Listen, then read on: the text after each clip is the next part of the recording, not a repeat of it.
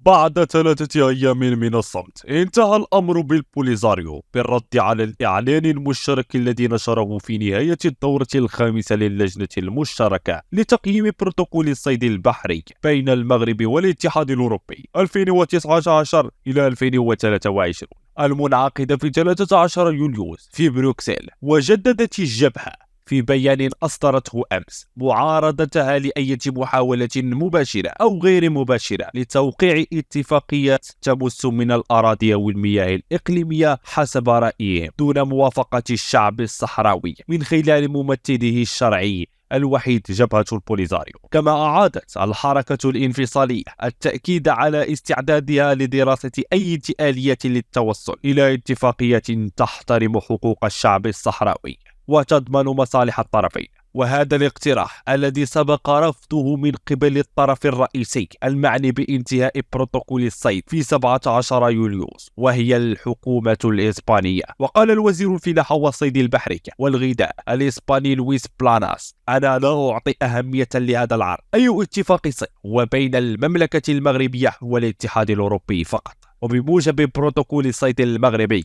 2019-2023 تستفيد إسبانيا من 93 رخصة من أصل 138 ممنوحة لسفن الصيد الأوروبية. وأكدت المفوضية الأوروبية الخميس الماضي في بروكسل أن التعاون مع المغرب في مجال الثروة السمكية هو جزء من شراكة عالمية متبادلة المنفعة تجعل المغرب والاتحاد الأوروبي شريكين استراتيجيين من أجل الاستقرار والتنمية والازدهار في المنطقة. وأي مصادر أو خرجات إعلانية أخرى فهي فقط للتشويش على الطرفين. فما رأيكم بهذا الإعلان؟ هل هو حقا تشويش أم حقيقة؟ فما هي ردة فعل جبهة البوليزاريو من هذا القرار؟ لا تنسوا ترك رأيكم في التعليقات.